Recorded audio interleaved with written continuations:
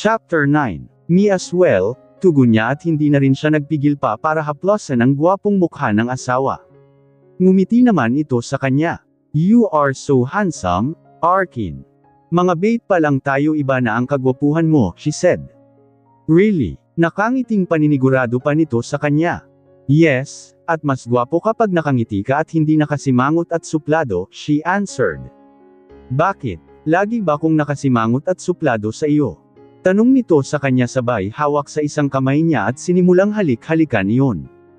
Napasinggap pa nga siya sa kakaibang kuryenteng naglakbay sa kanyang buong katawan patungo sa kanyang pie na kanina pa parang kinikiliti at tila nag-aapoy na rin sa init.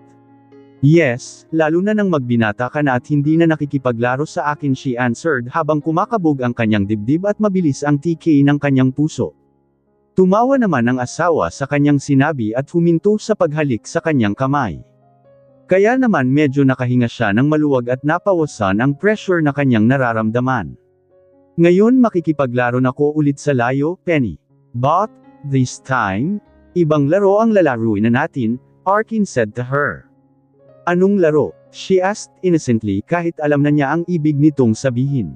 Bed play, tugon sa kanya ng asawa at muling hinalikan ang kanyang kamay na hawak pa rin ito. I love that. Pilyang tugon niya na para bang hindi siya kinakabahan pero deep inside kabadong-kabado na siya. Titig pa nga lang ng asawa sa kanya naghahatid na ng matinding kaba sa kanya at nagpapabilis na ng tibok ng kanyang puso. Paano pa kung simulan na nila ang kanilang mga gagawin? Binuhat siya ni Arkin pa bridal style para dalhin siya nito sa kama kung saan nila sisimulan ang kanilang honeymoon. Ang honeymoon na buong buhay niyang hindi pagsisisihan. Nakakawit ang mga kamay niya sa batok ng asawa habang wala itong kahirap-hirap buhatin siya. Hindi rin sila nag-aalis ng tingin sa isa't isa na para bang mawawala ang isa sa kanilang mga paningin pag nag-alis sila ng tingin. Pagdating sa may paanan ng kama ibinaba siya ni Arkin na hindi pa rin nag-aalis ng tingin sa isa't isa. You are so beautiful, sweetheart, bulong sa kanya ni Arkin at hinaplos nito ang kanyang pisngi. Ilang araw pa nga lang siyang tinatawag na sweetheart ni Arkin pero parang sanay na siya. Thanks, pasalamat niya at pinaikit ang mga mata katulad ng mga napapanood niya sa mga romantic movie. Layan bang pag hinaplos na ng bidang babae ang bidang lalaki nagiging mapang-akit na ang kilos ng bidang babae at kasama liyon sa pang-aakit ang pagpikit ng mga mata at paggalaw ng ulo. Your lips are so soft and sweet, saad pa nito sa kanya. Hamtanging tugon niya. Hindi niya namalaya na ungol na pala ang lumabas sa kanyang bibig. Nagulat pa nga siya at nagbukas ng mga mata diretso sa mga mata ng asawa na nakatingin sa kanya. The sound of your moans wakes all my senses, sweetheart, Arkin said at nalipat ang kamay nito sa may leeg niya, muli niyang ungol sa asawa para lalo na itong ganan at masimulan na nila ang lahat ng dapat nilang gawin sa malaking kama. Hindi na rin nagtagal inangkin ng asawa ang labi niya, this time kakaibang style ng paghalik ang ginawa sa kanya ng asawa. Kanina kasi paikot-ikot at parang pinasasabog pa siya nito, ngayon naman sakop na sakop nito ang kanyang labi na parang hindi nga niya magawang sumabay sa ikot ng labi at dila nito. Kung nahirapan na siya kanina parang mas nahirapan siyang sabayan ang halik ng asawa sa labi niya. Ganoon pa man pinilit pa rin niyang makasabay at nang hindi naman ma-boring sa kanya ang asawa.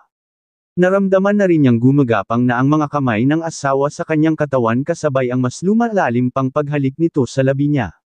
Dahan-dahan ang hinuhubad ng asawa ang suot niyang roba.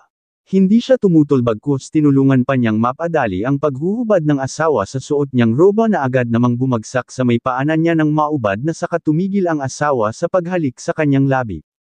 Nakakahinga pa naman siya kaya nais pa niyang habulin ang labi ng asawa at ituloy pa ang kanilang paghahalikan hanggat kaya pa niyang huminga. Penny, I ask you again about this. Are sure? Arkin asked her. Yes, Arkin. I am sure. Walang dahilan para hindi ko ibigay sa asawa ko ang katawan ko sa unang gabi namin bilang mag-asawa, she explained. I see but Arkin said. But what? She asked. Once it's done, there is no turning back, Penny. Hindi mo na maibabalik pa ang virginity mo pag inangkin na kita, Arkin said to her. I know that, Arkin, and I still want to do it, she said at idinikit pa ang katawan sa asawa para naman hindi na talaga ito makatanggi pa sa kanya. Hindi naman siya nabigo nang mapasulyap sa may dibdib niya ang asawa kasabay ng paggalaw ng Adam's apple nito. Alam niyang naaakit din sa kanga ang asawa, ewan lang niya kung bakit kailangan pa nitong magtanong-tanong ng kung ano-ano sa kanya. Buo ang loob niya sa kanilang gagawin ni Arkin. Matagal na niya itong pinaghandaan at ito na ang kanyang pagkakataon para mangyari iyon. Kasal sila, mag-asawa sila ni Arkin kaya walang mali sa kanilang ginagawa. Ano man ang dahilan ng pagpapakasal nila ni Arkin mag-asawa pa rin sila. If that's you really want, sweetheart, let's start then, Arkin said.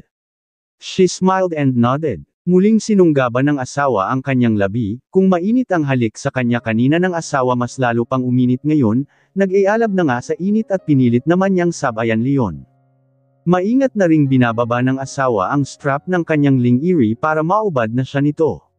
Nais man niyang habaran na rin ang asawa, kaya lang hindi niya alam kung saan dapat magsimula, kaya naman pinasok muna niya ang kanyang mga kamay sa loob ng polo shirt nito para mahaplos ang makisig nitong dibdib na ilang araw na rin niyang ini-imagine na mahawakan. Nang tuluyang malaglag ang suot niyang lingerie sa may paanan niya kasama ng kanyang roba. Nakita niyang tila napatulala ang asawa sa malalaki niyang dibdib na tayong-tayo pa. Tanging si Arkin pa lamang ang nakakita sa kanyang mga dibdib at ito pa lang din ang kauna-unahang makakahawak at makakahalik. Great, Arkin said with a smirk nang maghiwalay ang kanilang mga labi para pagmasdan nito ang kanyang katawan. Ngumiti naman siya at confidence na tumayo sa harapan ng asawa fully clothed pa habang siya tanging manipis na underwear na lang ang takip sa kanyang katawan. Let's start the game, Arkin said. Yes, please, she answered. Inangkin muli ng asawa ang kanyang labi habang maingat siya nitong hinihiga sa malambot na kama. Hinawit niya ang kanyang mga kamay sa batok ng asawa at unti-unti nakakasabay na siya sa halik ng asawa na sadyang napakasarap at nakakapaso sa init. Nakapikit ang mga mata nito habang ang mga kamay nito ay mahigpit nang nakahawak sa unan nito. Mukhang naghahanda na ito sa mangyayari rito mamaya. Open your eyes, sweetheart, he said. Agad namang nagbukas ng mga mata si Penny. Nagtama ang kanilang mga mata. Sa kabila ng pagnanasa sa mga mata nito, naroon pa rin ang curiosity sa inosenteng mata ng asawa. Please, pakiusap ng asawa sa kanya. Please, what? He asked although alam niya ang nais ipahiwatig ng asawa sa kanya. Nais na nitong simulan na niya ang pag-atake sa secret heart nito. Make love to me, Arkin, Penny said. I will, sweetheart, agad niyang tugon sa asawa at agad na niyang hinaplos ang secret heart ng asawa gamit ang kanyang dalawang daliri. Naple-eyed ang batang katawan ng asawa kasabay ang pag-ungol nito. Sa unang pagkayod pa lang ng kanyang dila sa mabango at malinis na secret heart ni Penny naple-eyed na ang asawa at umungol ito ng malakas na halos pumuno sa buong hotel room nila. Arkin, sunod-sunod ang pag-ungol ng asawa habang sunod-sunod na rin ang pagkayod ba ginawa niya sa piye ng asawa. Mukhang napaghandaan nga ng asawa ang unang gabi nilang ito, dahil napakalinis ng secret heart nito. Hindi nga niya inasahan na malinis Leon, dahil wala pa namang idea ang asawa sa pwede niyang gawin sa katawan nito. Kung sa bagay iba na nga pala ang henerasyon ngayon, lahat ng gusto mong malaman isang Google na lang ngayon. Baka nag-research pa ang asawa kaya napaka-perfect ng secret heart nito. Kung siya ang masusunod hindi na niya titigilan pa ang pagpapaligaya sa asawa. Your taste is so sweet, sweetheart, he said ungol nito. I love the taste of you secret heart, he also said. Ungol lang ang kanyang isagot ng asawa sa kanya. Marami na siyang natikmang babae, and recently lang nagkama sila ni Jackie kaya alam niyang hindi siya sabik sa ganitong bagay. Pero pagdating kay Penny iba, na-excite siya and he wants more. Sa dami na rin ng natikman niyang mga babae, masasabi niyang ang secret heart ni Penny ang pinaka-sweet, dahil marahil fresh na fresh pa iyon at virgin. Napuno ng malakas na ungol ang buong hotel room nila, buti na lang soundproof ang mga ganitong klaseng hotel kaya walang makakarinig sa napakagandang ungol ng asawa. Sa tindi yata ng sarap ng kanyang ginagawa sa katawan ng asawa na papasabunot na ito sa kanya. Hindi na yata kinaya pa ng unan, kaya napunta sa buhok niya ang mga kamay nito at halos masabunutan na siya ng asawa. Okay lang naman iyon sa kanya senyales na nasasarapan talaga ang asawa at gusto niya iyon, dahil alam niya ngayon palang hindi na si makakalimutan pa ni Penny, tiyak na hanapin nito ang ganitong init sa katawan nito. Nagangat siya ng ulo mula sa pagkakasubsob sa pagitan ng hita ng asawa at pinunasa ang kanyang bibig habang nakatingin sa asawa na mariing nakapikit ang mga mata at taas, baba ang dibdib sa pleasure na hatid niya sa katawan nito. Napangiti siya habang pinagmamasdan ng asawa na tila pangangapusan na ng hininga matapos ang unang pag-atake niya. Labi at dila pa nga lang ginamit niya, pero parang naabot na ng asawa ang langit sa kauna-unahang pagkakataon, paano pa kaya kung nasabayan pa niya iyon ng isang daliri? Well, sa susunod na niya isasabay ang kanyang daliri. Nais kasi niyang ang kanyang galit na alaga ang maunang makapasok sa piye ng asawa. Nais niyang maramdaman ang napakasarap sa pakiramdam na maangkin niya ang asawa sa kauna-unahang pagkakataon. Are you okay? He asked. Nagbukas ng mga mata si Penny at tumingin sa kanya.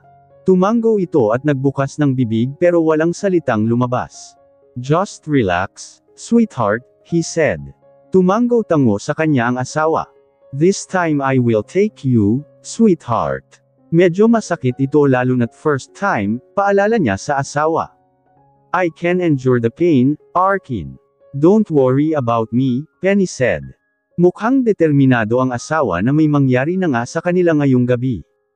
Pinakatitigan niya ito, wala pa ring nagbabago sa inosenteng mga mata nito, puno pa rin leon ng pagnanasa, nag-aalab na pagnanasa.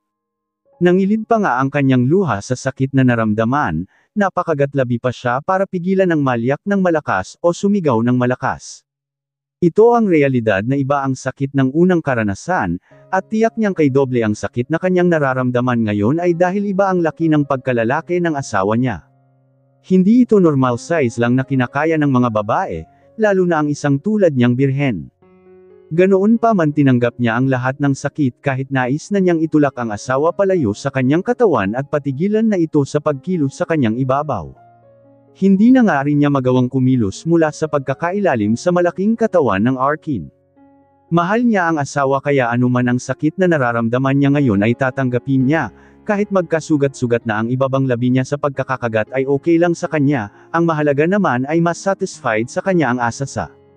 Hindi niya hahayaang ma-turn off ang asawa sa kanilang unang gabi, lahat ng sakit titlisan niya para mapaligaya ng husto ang asawa at masabi nito worth it siyang pakasalan. Although hindi lang naman ang performance sa kama ang dapat tinitignan sa isang pagsasama, lalo na sa mag-asawa. Dapat may effort sa lahat ng bahay, at gagawin niya ang lahat ng effort para sa asawa, para hindi na siya nito elwan pa.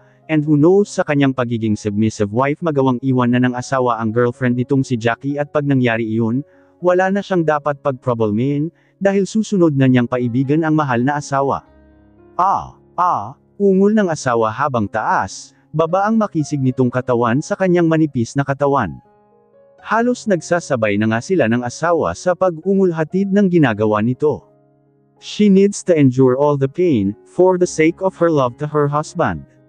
Butil-butil na rin ang pawis na nasa noo niya kahit malamig naman ang aircon kanina.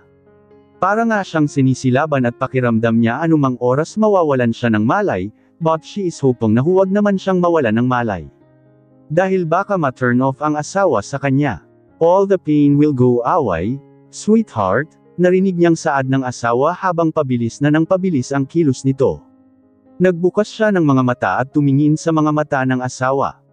Naramdaman niya ang pagtulo ng luha sa gilid ng kanyang mga mata. Nakita iyon ng asawa, sana na lang hindi ito ma-turn off sa luha niyang iyon. Luha naman iyon ng sobrang kaligayahan at hindi ng sakit na nararamdaman ngayon. Just go on, Arkin, she said. Hanggat kaya niyang tiisin ang sakit kakayanin niya. Narinig niya ang malakas na ungol ng asawa at mukhang naabot na nito ang langit, ganoon rin naman siya kaya lalong hinigpitan ang pagkakayakap sa asawa. Hindi lang isa o dalawang kalmo ang nasa likuran ng asawa ngayon, kundi marami dahil doon niya binuhos ang matinding sakit na kanyang naramdaman sa unang pagtatalik nilang mag-asawa. Kanina nang nasa pagitan ng kanyang hita ang kanyang asawa. I am all yours now, Arkin, dagdag pa niya. Nais pa nga niyang idagdag ang I love you, kaya lang baka magulat naman ang asawa sa kanya at kung ano pa ang isipin nito. Kahit alam niyang mahal niya ang asawa, nais pa rin niyang mauna itong umamin sa kanya ng damdamin nito. Kaya hanggat maaari hindi niya sasabihin na mahal niya ang asawa, pero ipaparamdam niya rito ang kanyang pagmamahal. Pagsisilbihan niya ang asawa sa lahat ng bagay. Mula sa damit, pagkain nito at lalo na pagdating sa kama. Gagawin niya ang lahat para maging the best wife para rito, para naman wala itong may pintas sa kanya kahit bata pa lamang siya. Of course, Penny, you are mine now because you are my wife. And I am the first man in your life, sweetheart, Arkin said. Ngumiti siya sa asawa. Parang sa mga salita pa lang ng asawa unti-unti nang naghihilom ang sakit sa ibabang parte ng kanyang katawan. Sana isang araw maging isa na ang damdamin nila ni Arkin, she will never get tired of waiting na dumating ang araw na iyon. Nang matapos ang kanilang unang pagtatalik na unang nang bumaba ng kama si Arkin para magtungo sa bathroom at nanatili naman siya sa kama nakahiga takot siyang kumilos, para kasing lalong sumasakit ang ibabang parte ng kanyang katawan kung gagalaw pa siya. Ngumiti siya at tumangala sa may kisame. Tumitig siya sa kisame na saksi sa ginawa nila ni Arkin kanina. I am happy, nakangiting saad niya at maingat na bumangon para kuhanin ang kumot at takpan ang hubad na katawan. Natigilan pa siya nang makita ang pulang marka sa kumot na naroon. Wow, so totoo pala lahat ng nababasa mga libro na may dugo sa unang pakikipagtalik senyales na malinis ang isang babae saad niya at lalong napangiti. Ang dami niyang ebidensya na tanging si Arkin pa lamang ang umangkin sa kanya. Hinailan niya ang kumot at tinitigan iyon habang nakangiti. Parang ang ganda-ganda kasi nang nakikita niya. Nasa ganoon posisyon siya nang mapapitlag sa pagring ng cellphone. Hinanap niya ang cellphone at nakita niyang nasa side table iyon. Cellphone niya iyon at nabasa ang pangalan ng mommy niya. Mommy, bulong niya at sinulyapan ang bathroom kung nasaan si Arkin saka sinagot ang tawag ng ina. Mommy, bakit po? Tanong niya sa kabilang linya. Penny, may problema umuwi muna kayo ni Arkin dito sa bahay, saad ng ina. Ano po ang problema? Tanong niya. Malaki anak. Kaya kung nasaan man kayo ni Arkin ngayon umuwi na muna kayo para ayusin ang problema, tugon ng ina. Mommy ano po ba ang problema? Pamimilit niya at narinig ang pagbukas ng pintuan sa bathroom. Sinulyapan niya si Arkin na wala pa ring saplot at tanging tuwalya lang ang nakatikip sa ibabang parte ng katawan nito. Si Vlad anak, nanggugulo tugon ng mommy niya. Hindi na siya nagulat pa sa naging tugon ng ina. Sige po mommy, sasabihin ko po kay Arkin, she said. Kinabukasan din bumiyahe na sila ni Arkin pauwi ng San Nicolas. Ang dami pa naman niyang dalang gamit, akala kasi niya magtatagal sila ng asawa sa Baguio, pero dahil nga sa ginawa ni Vlad kinailangan nilang bumalik agad. Habang nasa biyahe kapwa sila tahimik ni Arkin sa loob ng sasakyan, kaninang umaga paggising pa nga lang nila wala na silang kibuan nito sama-sama tuloy ang pakiramdam niya sa asawa. Alam naman niyang ang malamig na pakikitungo sa kanya ng asawa ngayon ay dahil kay Jackie, sinubukan kasi niyang alamin ang dahilan ng asawa kung bakit hindi nito magawang hiwalayan si Jackie, na tanging tinak sa pagsasama nila. Dahil doon hindi na siya inimik pa ng asawa. Hindi nga ito sumiping sa kanya sa kama, sa sala ito natulog kaya naman mag-isa lang siya sa malaking kama. Buong akala pa naman niya isang magandang gabi na ang unang gabi nila ni Arkin bilang mag-asawa, hindi naman niya inakala na may bangungot na hatid pa pala ang unang gabi nila. Wala naman siyang magagawa kundi tanggapin ang anumang treto sa kanya ng asawa gusto naman niya ito, siya ang may gusto nito, kaya kahit masakit at mahirap tatanggapin niya sa ngalan ng pag-ibig. Sa simula pa lang naman kasi payag na siya sa ganitong setup para lang makasal kay Arkin, kahit alam niyang nariyan lang si Jackie sa paligid at hindi ito hihiwalayan ni Arkin kahit na ikasal pa sila nito. Tinanggap niya ang lahat kaya wala siyang karapatang mag-inarte ngayon, ang kailangan niyang gawin magbulag-bulagan at magbingal-binggian isama panglunukan na lang ang lahat ng sakit, wala mahal niya si Arkin higit pa sa sarili niya, kahit mali na patuloy pa rin siya. Makalipas ang mahabang biyahe nakarating na sila ni Arkin sa San Nicolas. Hindi nga niya namalayan na nakatulog siya sa mahabang biyahe, well halos gising kasi siya kagabi sa dami ng gumugulo sa kanyang isip. We're here, Arkin said matapos siya nitong banayad na yugyugan sa balikat para magising.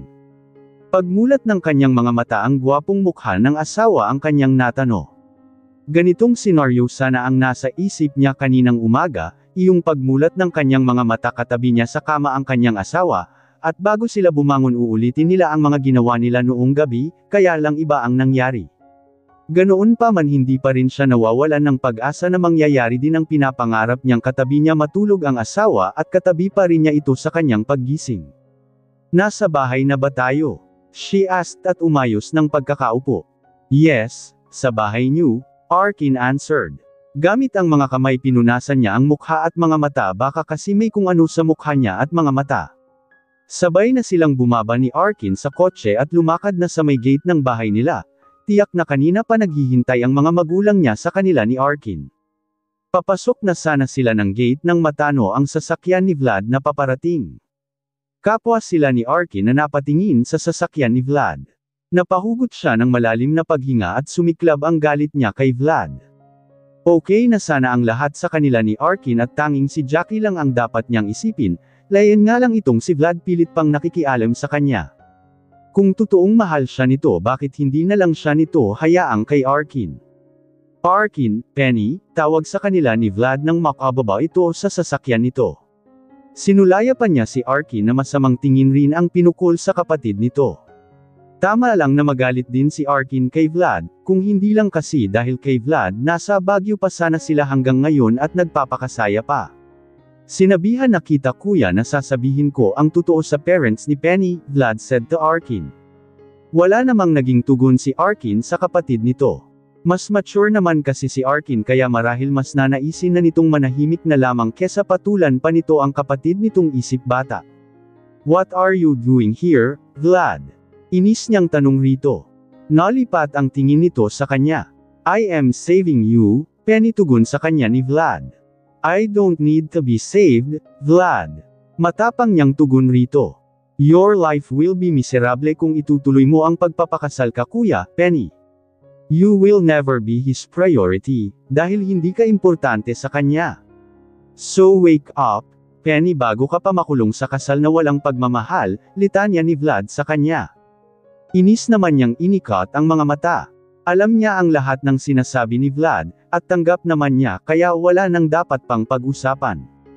You're late, Vlad, Arkin said. Nagulat pa nga siya nang masalita ang asawa. Let's go, Penny. Hinihintay na tayo ng mommy at daddy mo sa loob. Iniaya sa kanya ni Arkin at mas nagulat pa siya nang hawakan nito ang kamay niya kung saan suot niya ang wedding nila nito. Lalakad na sana siya nang makitang napatingin sa daliri niya si Vlad. Nakita niya ang gulat sa mga mata nito. Sandali pidgel ni Vlad sa kanila ni Arkin. Huminto naman si Arkin sa pagpasok ng gate at sinulyapan ang kapatid nito. What's that? Marlang tanong ni Vlad sa kanila. Is that a wedding ring? Vlad asked na hindi pa rin nagbabago ang ekspresyon sa mukha nito. Gulat na gulat pa rin ito. Yes, Vlad, si Arkin na ang sumagot sa kapatid nito. Yes, we are already married, Vlad. Kaya wala ka na ring magagawa pa. Kahit ano pang paninira mo sa amin, kasal na came, hindi mo na mapapakasalan pa si Penny, Arkin said. Gulat na gulat naman si Vlad sa mga sinabi ni Arkin at bago pa makapagsalita muli si Vlad lumakad na sila ng asawa papasok sa loob ng gate. Sumunod ka na rin sa loob Vlad, Arkin said. Ang mommy niya ang sumalubong sa kanila sa pintuan. Una niyang napansin sa inaang kawalan nito ng ngiti at excitement nang makita si Arkin. Dati-rati kasi abot tenga ang ngiti ng ina pag nakikita nito si Arkin. Dalawang kamay rin ang pagtanggap ng mommy niya kay Arkin sa tuwing dadalaw ito sa bahay nila. Buti at umuwi ka na kayo. Kanina pa kayo namin hinihintay, formal na saad ng mommy niya. Good morning po magiliw na bati ni Arkin. Hindi yun tinugunan ng mommy niya. Mommy, tawag niya sa ina. Masamang tingin ang pinukol ng ina sa kanya. Halika na kayo at nang mapag-usapan na natin ang dapat pag-usapan, iniaya nito at nalipat ang tingin ng ina sa may likuran niya. Vlad, andito ka rin? Tanong ng mommy niya. Good morning po, tita, bati ni Vlad sa mommy niya.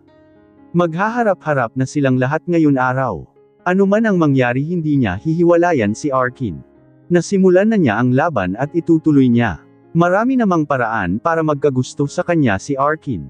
Marami siyang kayang gawin para ma-inlove sa kanya ang asawa at ito na mismo ang mag-alis kay Jackie sa buhay nito. Handa niyang alamin at pag-aralan ang lahat ng ginagawa ni Jackie sa asawa niya, kahit ano pa iyon. Wala siyang hindi kakayanin lalo na't siya na si Mrs. Arkin de la Vega. Nakataas ang kanyang mukha habang nakaupo sila sa may sala at kaharap ang mga magulang ni Penny, naroon rin ang kapatid niya na sa kabilang gilid naman nakaupo. Magkatabi sila ni Penny at magkatabi naman ang mga magulang nito. Nakahanda na siya sa anumang sasabihin sa kanya ng mga magulang ni Penny. "Mommy, Daddy, bakit niyo po kami pinauwi ni Arkin?" Basag ni Penny sa katahimika, wala kasinisang nagsasalita sa kanila, nagtitinginan lang sila at nagpapakiramdaman. Pansin nga niyang nakita na ng mga ito ang wedding ring na suot nila ni Penny, tiyak na alam na ng mga ito na kasal na sila ni Penny, ganoon rin si Vlad na mukhang natameme na dahil sa kabila ng ginawa na nito ang lahat hindi pa rin ito makukuha si Penny sa kanya. "Mukhang kayo yata ang may dapat sabihin muna sa amin," saad ng ama ni Penny at sinulyapan siya. Hindi naman siya umiwas ng tingin sa daddy ni Penny. Buo ang loob niyang sinalubong ang mga mata nito. Naroon ang galit sa mga mata nito, marahil dahil sa kung anuman ang sinabi ni Vlad rito. "Ako na po muna ang magsasalita," lakas loob niyang saad at sinulyapan ang kapatid niyang tumalim ang mga mata sa kanya. "Mabuti pa nga, Arkin, ikaw na ang mag-salt at magpaliwanag sa amin ng lahat." Medyo naguguluhan kasi Kim sa mga nangyayari, saad ng mommy ni Penny sa kanya. Tumanggaw siya at sinulyapan si Penny na nakaupo sa tabi niya. Hinawakan niya ang kamay nitong nakapatong sa hita nito. Pansin kasi niyang hindi ito comfortable na tense ito at nais niyang kumalma ang asawa. "Nagpakasal na po kami ni Penny kahapon sa Baguio," anunsyo niya sa mga ito. Nakita niyang napasinggap ang mommy ni Penny kasabay ng pagtakip nito sa bibig nito dahil sa pagkagulat. Hindi naman nakaligtas sa kanya ang pag-igting ng panga ng daddy ni Penny. Hindi na niya nalingon si Vlad kung ano ang naging reaksyon ng kapatid sa anus niya. "Bakit kayo nagpakasal na hindi nagsasabi sa amin?"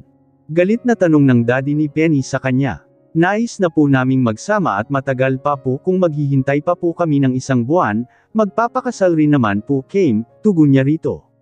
"Bakit kailangan niyong magmadali?" Vlad asked. Hindi siya makapaniwala sa kapatid na tila nawawala ang manners nito. Basta na lang kasi ito sumisingit sa usapan na hindi naman ito kasama talaga. Masamang tingin ang pinukol niya sa kapatid. Hindi pa siya nairita ng ganito sa kapatid ngayon lang. "Alam mo ang sagot sa tanong na Lion Vlad," he answered. "Teka, sandali, bakit kayo agad nagpakasal ni Penny, hindi ba't may nobye ka?" Tanong ng mommy ni Penny sa kanya. "Hiwalay na po kami ni Jackie, bago pa kami kinasal ni Penny," pagsisinungaling niya. Kailangan niyang magsinungaling sa mga magulang ng kanyang asawa, para maprotektahan niya ang kanyang sarili at ang asawa. "Hiwalay. Kuya, nagsisinungaling ka," singit ni Vlad sa kanya. "Vlad, will you please stop this?" Mariling saad ni Penny kay Vlad. Mukhang mas sumang-aayon sa kasinungalingan niya ang asawa. "Pero Penny, alam mong hindi sila hiwalay ni Jackie," pamimilit ni Vlad. "Vlad," mariing tawag ng mommy ni Penny kay Vlad. Lahat sila napalipat ang tingin rito. "Vlad, masaya ako dahil ang sabi mo mahal mo ang anak ko, mga bata pa lang kayo. Pero sana naman hayaan mo siyang jumigaya sa kung saan niya gusto," litanya ng mommy ni Penny. "Pero tita, huwag niyo naman pong hayaan na gamitin lang ni Kuya Arkin si Penny." Pagdidiin pa ni Vlad. "Vlad, tama na kasi." Inis na hiyaw ni Penny. Mukhang may dalawa siyang kakampi rito. Sa kanya kampi ang mommy ni Penny, kung sa bagay inalagaan siya nito noon, kaya nga pinagkasundo siya kay Penny. Pero parang hindi gusto ng daddy ni Penny ang nangyayari. Tahimik lang kasi ito at nagmamasid sa kanila. Alam niyang nag-isip ito at tiyak na nagdududa sa kanya. "Kasal na rin naman kayo, wala na kaming magagawa pa," saad ng ama ni Penny. Nahimigan niya ang lungkot sa tinig nito, hindi na lang niya iyon pinansin pa. Hindi naman niya pababayaan si Penny, hindi rin naman niya ito sasaktan. May kasunduan na sila ni Penny bago pa sila ikasal, kaya sa larong ito walang masasaktan sa kanilang dalawa. "Umaasa ako, Arkin, na wala na nga kayo ng babaeng iyon. Matagal na naming kaibigan ang mga magulang mo, kaya pinagkatiwala namin sa iyo ang sa isang anak namin. Sana maprotektahan mo siya at malagan, Arkin," mahabang litanya ng daddy ni Penny sa kanya. Ramdam niya ang pag-aalala sa tinig nito, lahat naman yata ng ama ganon ang mararamdaman para sa anak na babae. Makakaasa po kayo, tugon niya rito na hindi nag-aalis ng tingin sa mga mata nito. Aasa kami Arkin, saad ng mommy ni Penny. Tumango naman siya rito. Salamat po mommy, daddy, pasalamat ni Penny sa mga magulang nito. Galit namang tumayo si Vlad mula sa kinauupuan nito at malalaki ang hakbang na lumakad palabas ng pintuan. Hindi niya alam kung ano ba ang nangyayari sa kapatid niya at nagkakaganito ito ngayon. Sana na lang ma-realize na nito na wala itong pag-asa pa kay Penny. Ginamit na nito ang alas nito, at hindi umubra. Mag-move on na lang ito at humanap ng ibang babae, marami namang babae na magkakagusto rito. Huwag niyo na lang pong pansinin si Vlad paumanhin niya sa mga ito. Alam ba ng mga magulang niyo na may gusto si Vlad kay Penny? Tanong ng daddy ni Penny sa kanya. Alam po nila, tugon niya.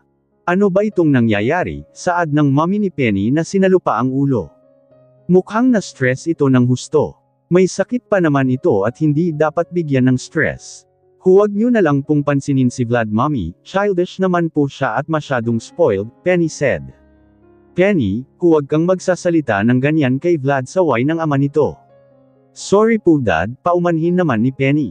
Dahil naroon na rin lang sila kaya inihanda na ni Penny ang mga gamit na kailangan nito dahil lilipat na talaga ito sa condo unit niya. Sinamahan ito ng mommy nito na maghanda ng mga gamit nito, kaya naman naiwan siya sa ibaba kasama ng daddy nito.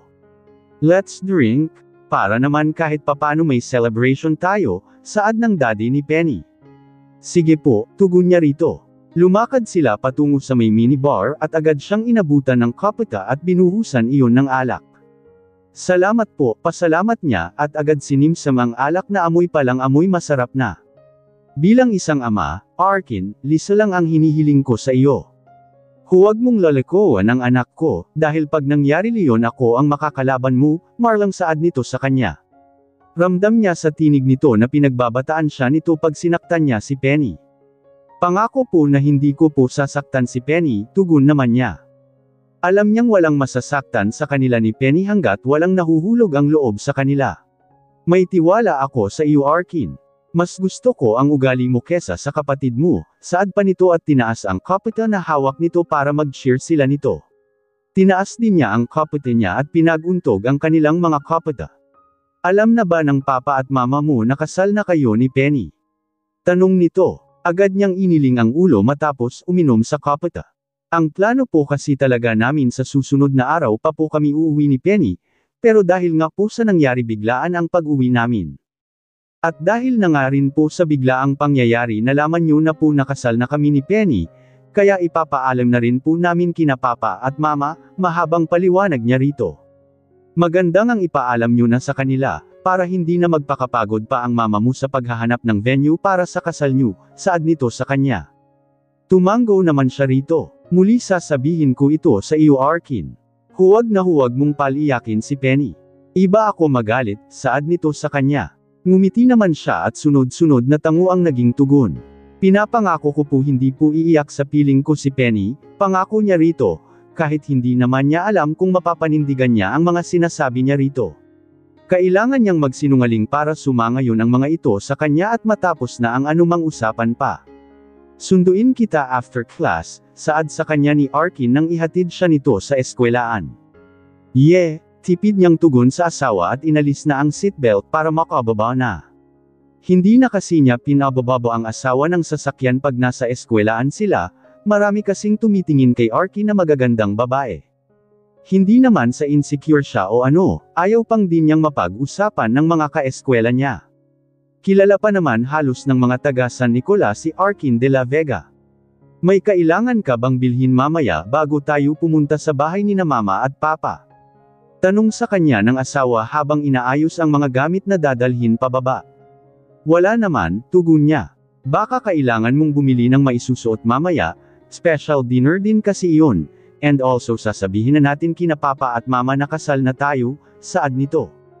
Oo nga pala after ng klase niya dederecho sila sa bahay ng mga De La Vega para iharap na siya ni Arkin bilang asawa nito. Medyo nawala na sa isip niya iyon sa dami kasing gumugulo sa isip niya. Mula kasi nang makabalik sila ng asawa sa San Nicolas, matapos silang ikasal nito sa Baguio sa condo unit na siya nito nakatira. Nalipat na nga niya ang lahat ng mga gamit niya, nagsasama na talaga sila. Leon nga lang hindi pa nauulit ang pinagsaluhan nila ng asawa sa Baguio. Actually, kagabi umaasa siya na tatabi sa kanya ang asawa sa kama at mauulit ang masarap na pinagsaluhan nila nito sa Baguio, pero umabot na ng madaling araw gising pa siya sa paghihintay sa asawa na pumasok ito sa silid, pero hindi nangyari. Mag-isa siyang natulog sa loob ng silid at sa sala natulog ang asawa niya. Hindi niya alam kung bakit hindi pa tumabi sa kanya ang asawa, may nangyari naman na sa kanila sa Baguio at nagtabi na rin sila sa kama. Wala siyang idea sa biglang pagbabago sa kanya ng asawa. Hindi na nga rin siya nagtanong pa tungkol sa pagsisinungaling nito sa mga magulang niya about Jackie. Hindi niya kinontra ang asawa nang sabihin nitong hiwalay na ito at si Jackie, dahil alam niyang hindi pa hiwalay ang dalawa. Pabor din naman kasi sa kanya ang pagsisinungaling nito sa parents niya, baka kasi paghiwalayin pa sila pag sinabi ng asawa na nariyan pa rin si Jackie sa buhay nito. Saka na lang siya magtatanong sa asawa. Ayaw din naman kasi niyang malaman pa ang rason nito, naroon kasi ang takot sa kanya. Sunduin kita at bumili ka ng damit mo para naman hindi ka nakaumifam pagpunta sa kina papa at mama, patuloy nito. Sige, tugon niya. Hindi naman siya sa asawa, lalo na't nais niyang maging presentable para rito. Nais kasi niyang makalimutan ng asawa si Jackie. Pero bago niya magawa iyon, kailangan alamin muna niya kung ano nga ba ang kayang gawin ni Jackie na hindi niya kayang gawin. See you later, she said. Tugon nito at medyo nagulat pa siya nang halikan siya nito sa labi. Mabilis lang naman ang halik na Leon, sakto lang dumapi ang labi nito sa labi niya. Ganoon pa man naramdaman niya ang kuryenteng naglakbay pababa sa kanyang See you later, sweetheart, Arkin said. Tumango siya at kinapanan niya ang pintuan para makababa na, baka kasi kung magtagal pa siya sa loob ng sasakyan kasama ang asawa, baka hindi na siya makapagpigil pa at siya na ang gumawa ng paraan para maulit muli ang pinagsaluhan nila nito sa Baguio. Pagbaba niya ng passenger seat, kumaway lang siya at agad nang lumakad patungo sa may gate ng campus. Kenny, tawag mula sa likuran niya at nang lumingon siya nakita niya si Lexi na tumatakbo palapit sa kanya. Huminto siya sa paglalakad para makahabol ang kaibigan sa kanya. Hi, Lexi, bati niya sa kaibigan. Sinong naghatid sa iyo? Tanong agad sa kanya ng kaibigan at liningan pa nito ang sports car na dala ni Arky na papalayo na. Iyon ba, tanging saad niya. Ikaw Penny, parang ang dami mong lihim sa akin, Simon got na saad nito. Hindi naman sa ganun Lexi, saad niya at sabay na silang lumakad nito papasok sa loob ng campus. Kinawit ng kaibigan ang kamay nito sa braso niya habang naglalakad sila papasok. Maaga pa naman, pwede pa tayong magkwentuhan, saad nito sa kanya. Sisigot sana siya ng malakas na busina ang nagpagulat sa kanila ni Lexi. Sabay pa sila ng kaibigan na napalingon sa likod nila para makita kung sino ang bumisina sa kanila ng napakalakas. Nakita niya ang sasakyan ni Vlad na mabilis ang andar na dumaan sa harapan nila ni Lexi. Nakababaw ang bintana nito at nakita niya si Vlad na walang ekspresyon ang mukha at hindi man sila sinulyapan nito. Problema ni Vlad, kudlit? Tanong ni Lexi nang makalayo na ang sasakyan ni Vlad sa kanila. Humugot na lang siya ng malalim na paghinga at nagkibit-balikat. Ibang-iba na talaga si Vlad ngayon. Mula nang magkaharap-harap sila kahapon, hindi pa sila muling nagkausap ni Vlad. Hindi niya alam kung ano pa ang susunod na gagawin nito para mapaghiwalay sila nito ni Arkin. Marami talagang nagagawang mali ang pagmamahal. Kung may nagagawang mali si Vlad dahil mahal daw siya nito, may nagagawa din siyang mali dahil sa pagmamahal niya kay Arkin. Huwag mo na lang pansinin, baka kulang sa tulog, tugon niya kay Lexi na inis sa ginawa ni Vlad. Hindi ba niya tayo nakita? Hindi ba niya tayo nakilala? Inis pang saad nito at iniling ang ulo. Hayaan mo na, saad naman niya. Panira ng araw, sabi pa nito sa kanya. Anyway, saan na ba tayo? Sino pala ang naghatid sa iyo? Tanong nito. Sinilip niya ang relo sa palapulsyuan. Konting minuto na lang magsisimula na ang klase nila. Mabibitin lang ang kaibigan kung magkukwento na siya at siya din mabibitin lang ang kwento niya rito. Baka maguluhan lang ang kaibigan sa kanya, lalo na't magulo talaga ang nangyayari sa kanya. Sige, mamaya magkukwento na ko sa iyo, saad niya. Huwag kang paasa, Penny. Promise hindi, pangako niya sa kaibigan. Kailangan na niyang ipaalam sa kaibigan ang lahat, para na rin may mapagsabihan na siya sa kanyang mga pinagdadaanan. Baka may maibigay na advice pa sa kanya ang kaibigan. Kailangan kasi niya ng advice mula sa iba para naman may idea siya sa kung ano ang dapat niyang gawin para tuluyang makuha na niya ang loob ni Arkin at mawalan na si Jackie sa buhay ng kanyang asawa. Matapos ang ilang subject nila agad na silang lumabas ni Lexi sa classroom para magtungo sa cafeteria at doon nila pag-uusapan ang lahat. Sa tingin ko talaga may boyfriend ka na, malihim ka lang talaga sa akin, saad Lexi habang naglalakad sa loob ng campus. Ngiti lang ang naging tugon niya sa kaibigan. Si Vlad, bulong sa kanya ni Lexel habang naglalakad sila. Nakita niyang makakasalubong nila si Vlad na naglalakad. Vlad, tawag ni Lexi kay Vlad. Sumulyap lang si Vlad sa kanila ni Lexi. Nagtagal ang mga mata nito sa kanya. Saka muli itong naglakad at hindi sila nito pinansin. Anong nangyayari sa kanya? Nagtatakang tanong ni Lexi.